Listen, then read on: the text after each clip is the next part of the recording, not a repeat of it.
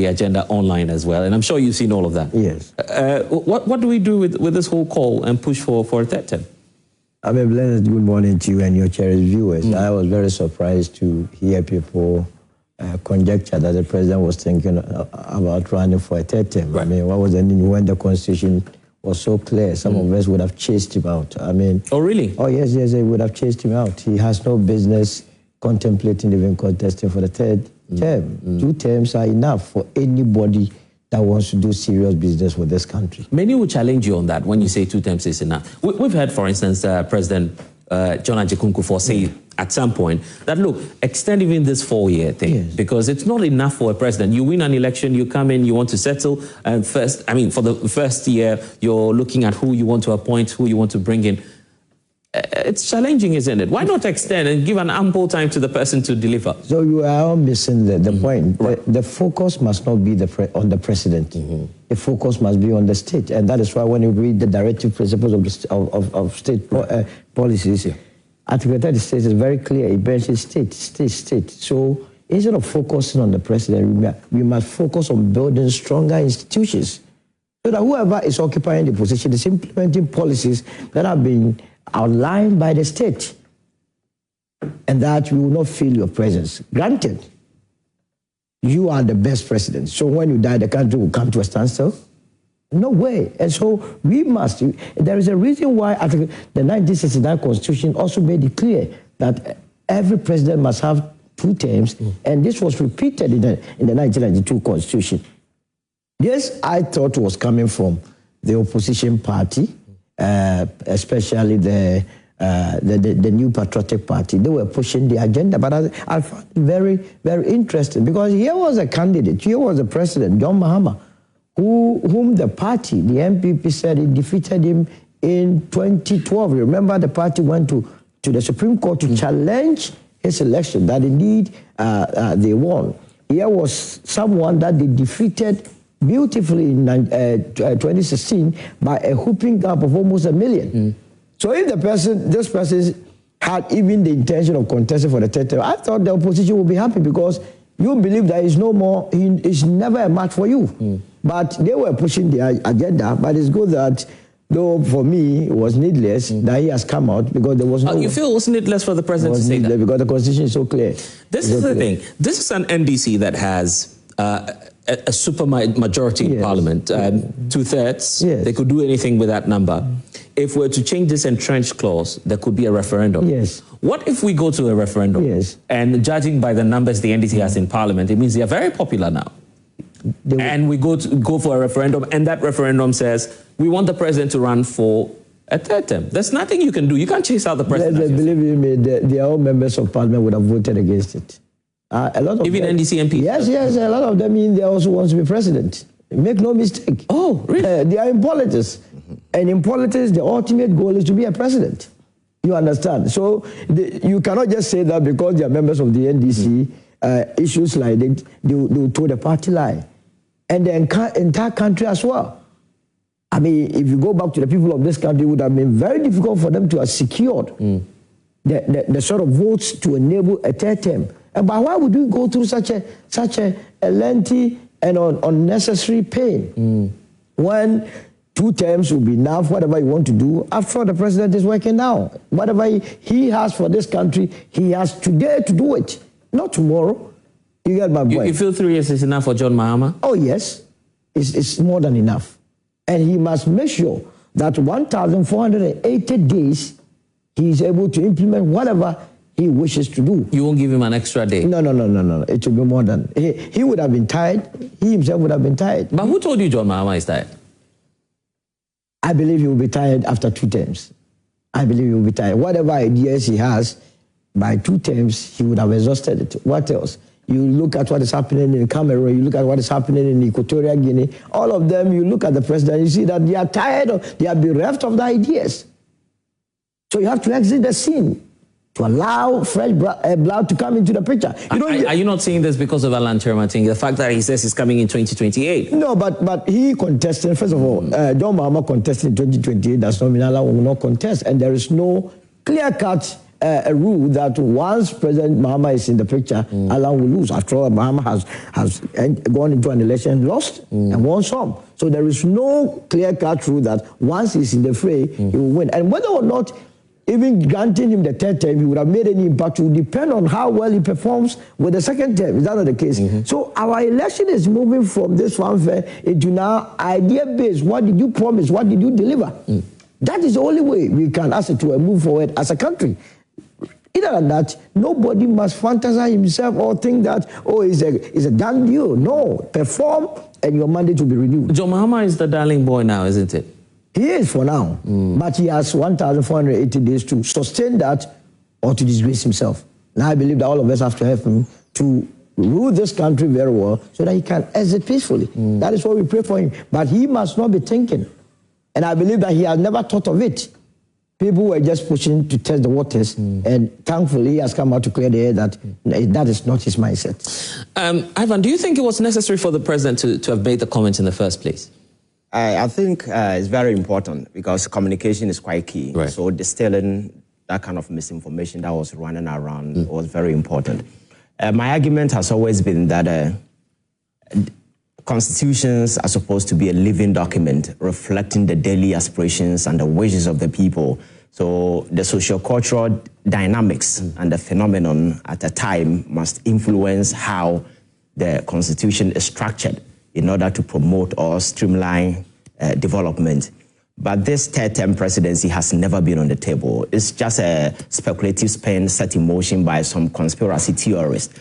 And I think it got some grounds. It's the reason why the president had to just intervene by clearing the air that indeed there hasn't been anything of a sort on the table.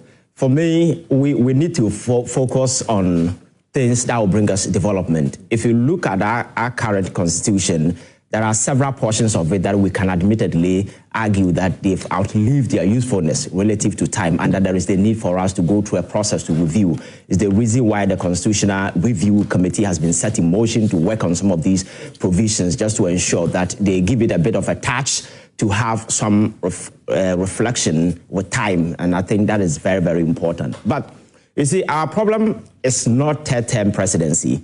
It is about building frameworks that will sustain long-term development. And for me, that is what we need to focus on for now.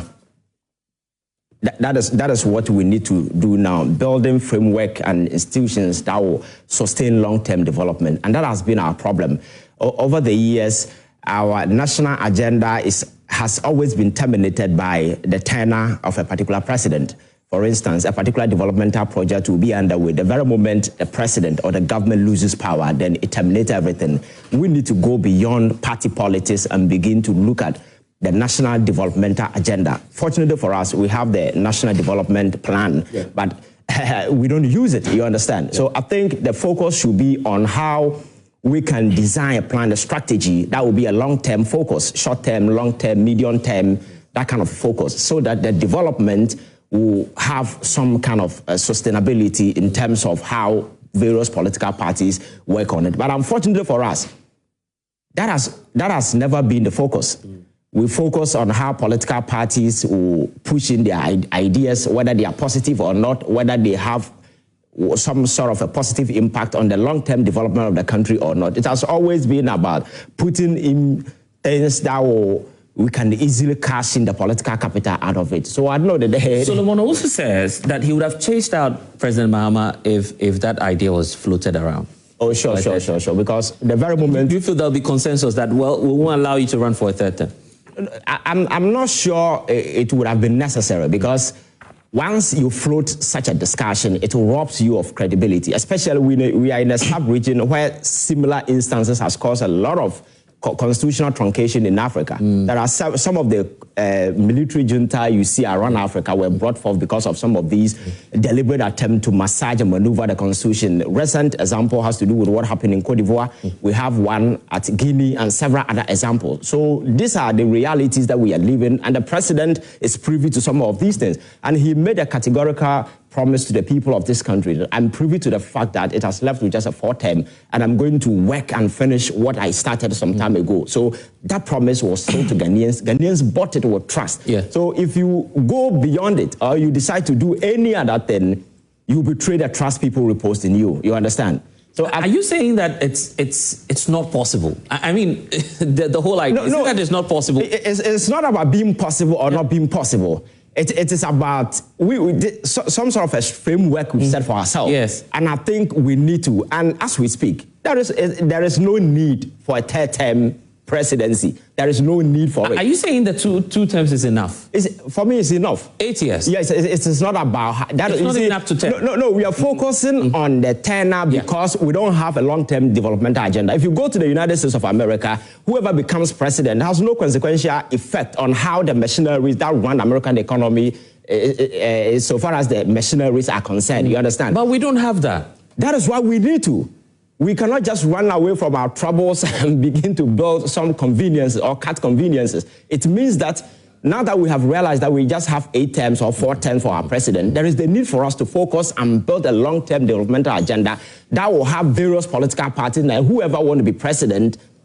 We all agree on that this is what we want to do in the next 10 years. The kind of victory NDC enjoyed in the last election, okay, if that's anything to go by, people would say, well, they would have the support. No. You see, if you go to Article 290 that deals with entrenched clauses, you need to go through a hell of a process to have that particular. Are you sure they won't make no. Because if in the elections they were able to scale the 50% mark. 75%, yes. No political party is going to have that. It's not, even if not political party, you can't have it. You understand? You feel it's next to impossible. Exactly, especially when you don't have any tangible reason to back it. What would be the message? What would the NDC or any other person who want to float that particular idea, what would be the message to back this whole thing? This is Prez Mahama we are talking about. No. You see, I believe in the fact that the little time you have, make the little impact you can, leave the stage while the applause is louder and go. Do the little that you can. You see, and President Mahama can equally make massive contribution to the development of this country by sitting on the sidelines as former president. President Akufo-Addo today, if he has something, he can whisper to whoever that is president. You don't need to be there in person. That is the kind of thing, the practice that has given this whole lot of unstable kind of situation in the sub-region. You recently witnessed what happened in Togo. It's because of the same thing. There will be mass agitation, and if you are not careful, our democracy will terminate at that point.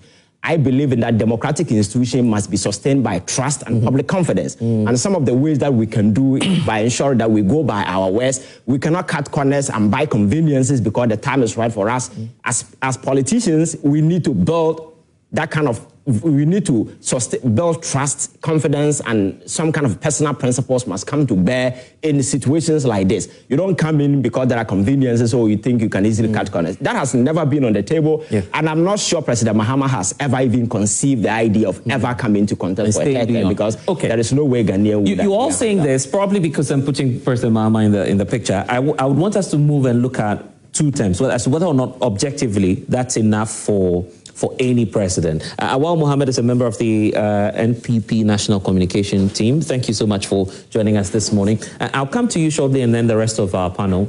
But let's go online. Dr. Reina Akomperiga is Executive Secretary to the Constitutional Review Committee. I believe we have a stable connection to you now, sir. Good morning to you and welcome to Prime Insight. Good morning, and if you can hear me, I think yes. Yeah, we can hear you. We can hear you. We can hear you loud and clear. And thanks so much for spending some time with us because we understand you've been doing quite a lot overnight and doing quite a lot as a constitutional review committee altogether. And that's why we're so interested in what you've done so far, because the president is saying he won't contest in 2028. There's a bigger picture even around presidential term limits and the need for some constitutional reforms, because it's not just the former president who's concerned about this. Even former President John Ajay Kufuor has spoken about it before, floating the idea that possibly we should have maybe a longer one term maybe 5, 6, 8 years, one term, you serve, and then you go. So you have some level of stability and assurance in governance. So many ideas have been floated around. So we want to hear exclusively from, the committee, what you've done so far, so that will inform the inputs from Solomon, Ivan, and Awal, who are in studio with us. What have you been up to so far? Right. Thank you so much. Good morning to the panelists and to your viewers. I have to start by saying that it's also a privilege for us to give some indication of the work we've done, where we are, and possibly to touch on the subject that is on the table right now in terms of presidential term limits. There are issues that we have been discussing. I think even regarding the president itself, there are more substantive issues that even we should focus our attention on, and just note how long a president stays in office. But whilst he stays in office, how he governs the country, the accountability principles, how we get the best out of that office, and how that inures to the total development and inclusive development of the entire country, to ensure that the democracy that we're practicing is fruitful and that it is meaningful to the average Ghanaian. I think so. There has to be an overarching subject matter of the democracy and not just the presidency. But it's an important topic nonetheless, because people have raised the term limit. But if I look at what you have said, you've raised two things together. There's the element of term limit and the constitutionality of it. That is one aspect of it. People have raised issues as to some uncertainty or whether or not there's an interpretive issue regarding the article that provides for term limits for our president. It's not everyone that is on board on this. It is not everyone that thinks that we definitely have an interpretive issue. The fact that someone wants an extension of the term limit doesn't mean there's an interpretation for us to do. Remember also that a constitution is drawn based also on history, on precedent, and then in the matter of context. Constitutions don't exist because we have constitutions. Constitutions emerge out of history. They emerge out of practice, prevailing practice, our history, and the specific history from which the Constitution has emerged. So in interpreting a particular provision of the Constitution, we have to have regard to all of these ingredients and factors. This is what I'm interested in. So yeah, you've helped us to break down the issue.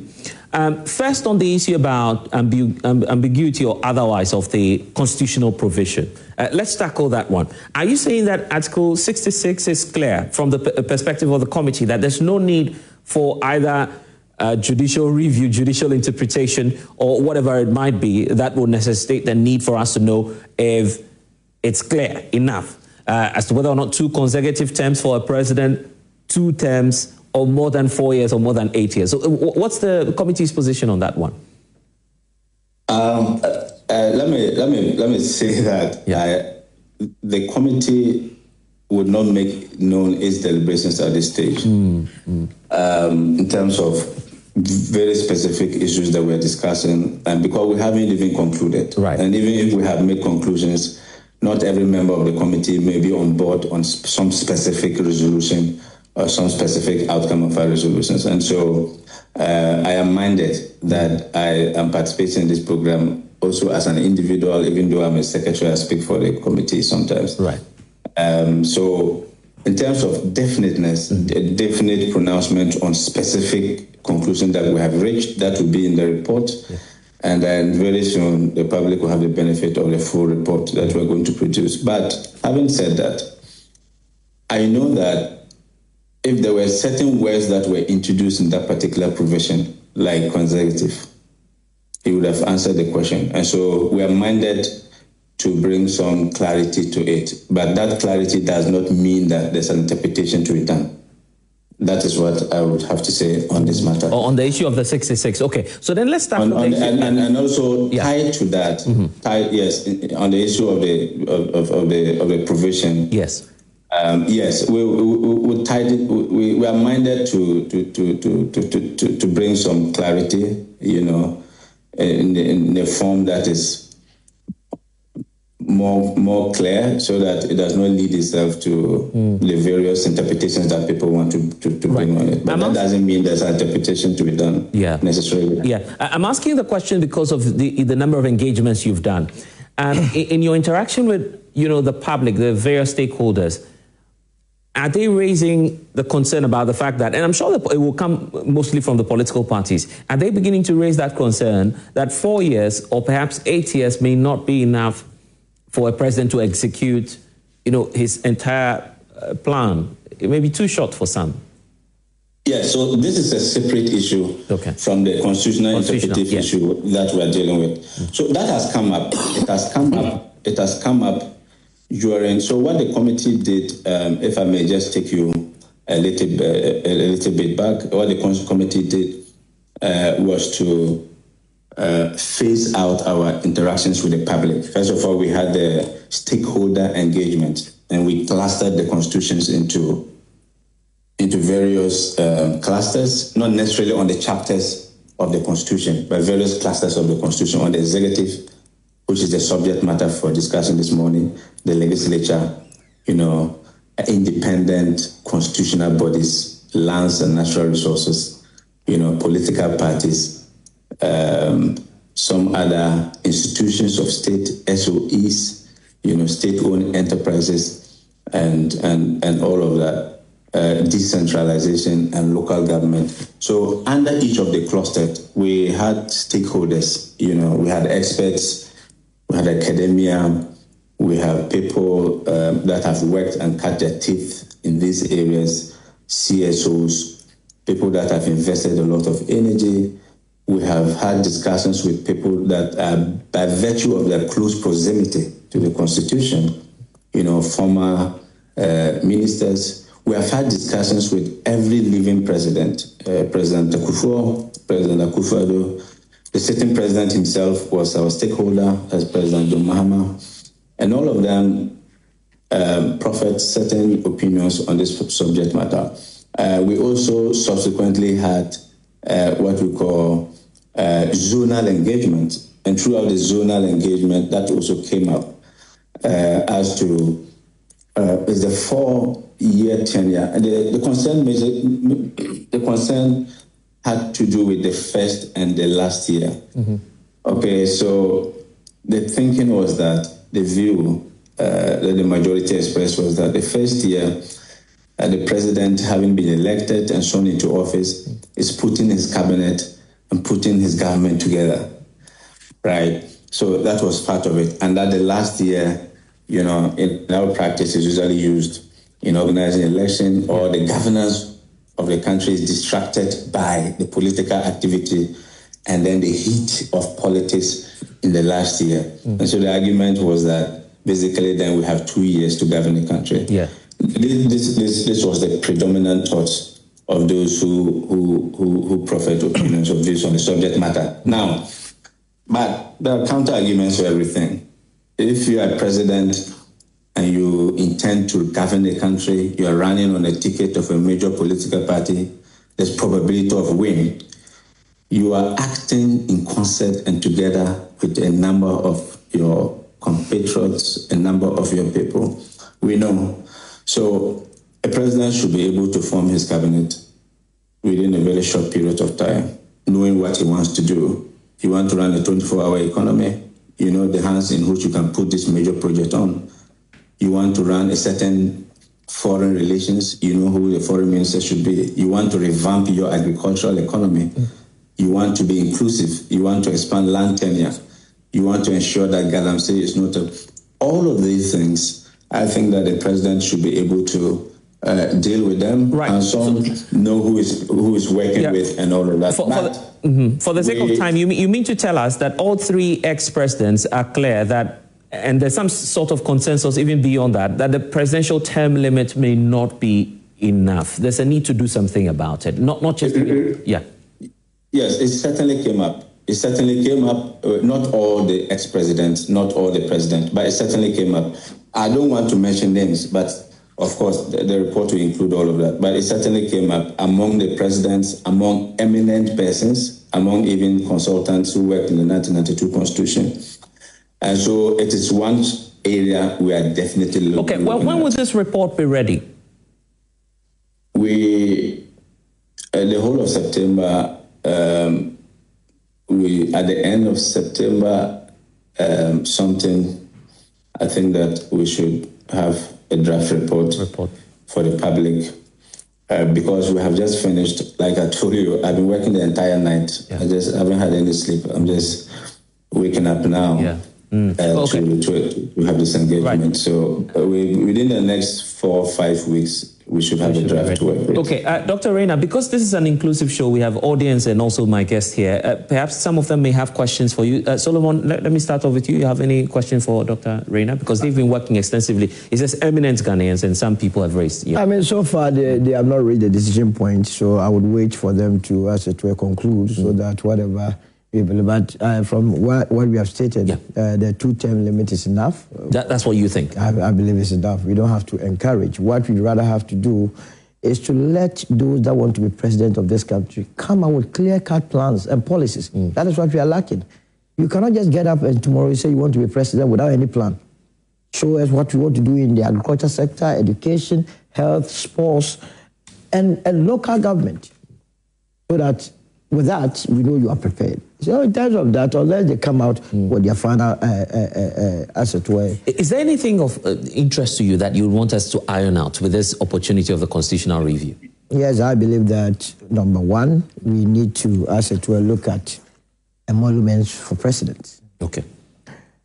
I don't think that if you are here and you are mismanaging multimedia and you go out of this place, you have to continuously be paid.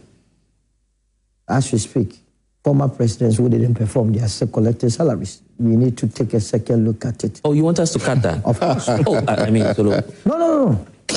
Listen, why must we continue to pay presidents who came to mismanage? Then it means we would be, as it were, encouraging mismanagement. For now, we are paying only 3. It's a huge, it's a tall. Who would you take out of that list? I would have taken a Akufo-Addo out of it. Straight up. Really? Straight up. You don't want us to pay him? Or to provide him? He's a former president. If you are a former president, I gave you my tax revenue to manage it well. You understand? Are you with me? I'm with you. You are with me on this. Yeah. Manage it well with me. Then you use $97 million of my revenue to go and dig a hole. Whereas we have a current president who is traveling 22 hours to Japan to go and solicit for almost the same amount to come and invest in our agriculture, and you are sitting where you are being paid. What is the motivation for you to perform as a president?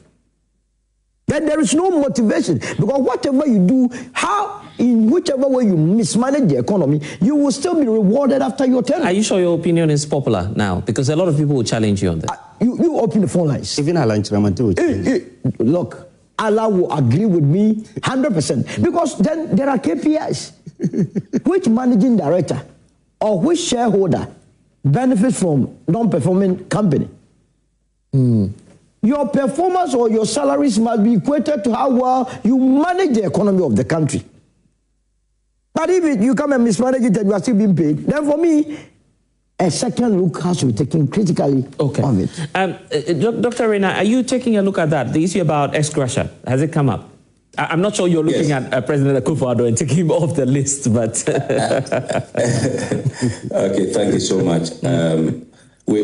So that's a big topic in terms of aligning the certain compensation package for public officers, not just the executive. But concerns have been raised, especially over Article 71. The view is that it is discriminatory. That's, if I say the view, I'm talking about the collections of opinions that we have harvested from the public and experts. That it is discriminatory, it's arbitrary, because the committees that are set up to do so must do so in the view of the prevailing package that's available also to other public holders and the benefit scheme in the entire public sector. So there's opportunity for us to align it and ensure that we don't operate in this kind of there's apprehension. So that we pay them, we pay them salaries, yes. If you like. So that we pay them salaries, you mean? Yeah, so yeah, definitely, they are paid salaries. But if you look at Article 71 holders, for instance, these are a class of people that do not necessarily emerge from the regular public system. Yeah. Okay? All right. In terms of graduation, in terms of longevity, because there's uncertainty surrounding political office, how long they stay, and the compromises they may have to give. This is not any argument for... Yeah.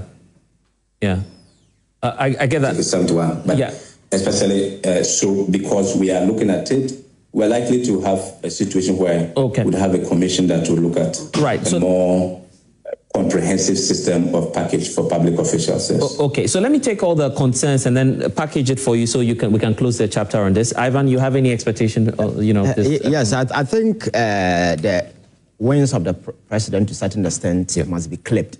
Because with our constitutional because the powers are quite excessive, and we need to do something about it because those privileges are very overreaching and very consequential.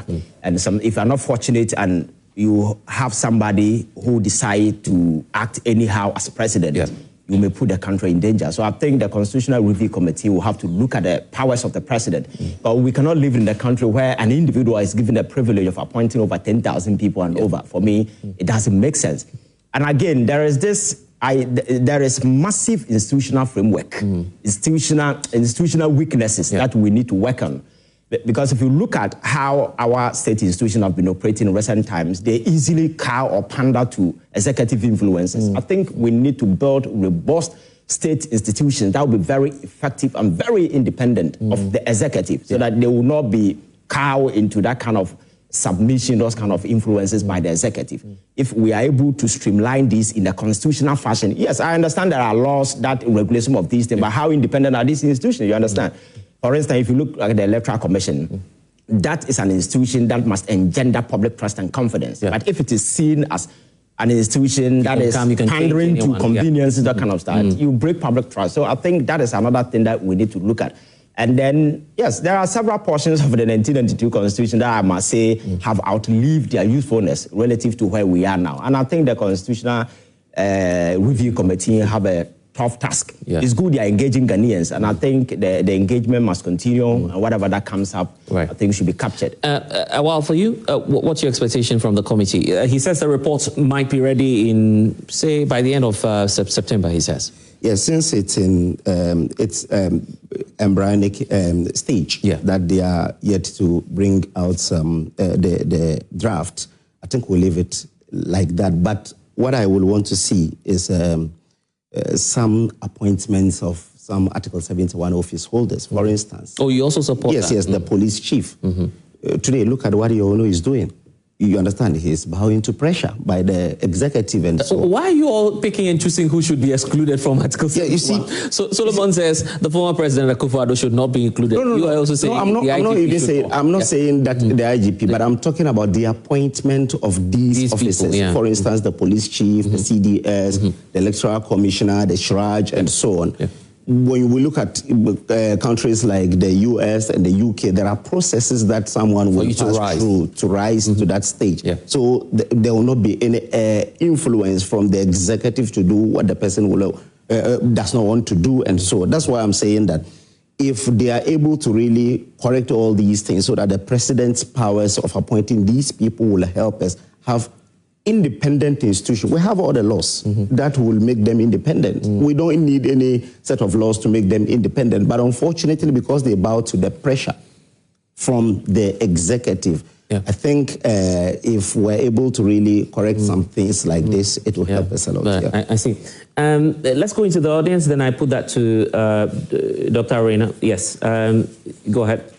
All right. So I will just add just a few things. So I think the president wants to enjoy power. And a lot of people might want to know you as well. So So my name is Adrian Kese. That's my name. Right. So the president wants to enjoy power.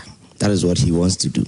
Because everything he's supposed to, like, you have to do it for the past 4 years, the time he came to power, he was supposed to, all those things were supposed to be done. You understand?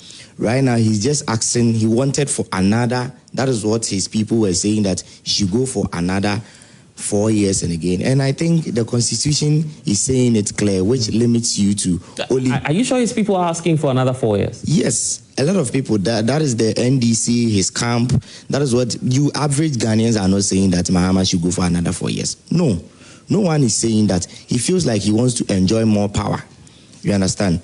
Power is sweet, so he wants to do it. At the end of the day, you just have to make sure that when you are elected to the office, you will get the job done so that you won't be asking for all these things. You understand? Get the job done so that you won't be asking for all these things. And I think that is the problem right now. They won't get the job done and they will be asking for more, which is very bad. But once the Constitution is stating it clear... Yeah, but when you raise the point, of course, many will point you to what former President Kufuor has often said, that, look, let's review how we deal with the presidential term limits. Because, and you've heard that from Dr. Reina, that the first year, the focus is on the appointments, the last year is about elections. Yes, but I think that when it comes to this kind of issues, they have to make sure that the reason why they voted for you is to get the job done. You understand? How long is going to take you, or the Ghanaians people are expecting from you, is to get a job done. Yeah. That is the reason why you have voted into the office. I'm sure your colleague beside you disagrees, because he belongs to the other side. What do you think about this? President John Dramani Mahama is a very tactical man. He has been in the system before. He went back, saw the shortcoming of the other side and came back again.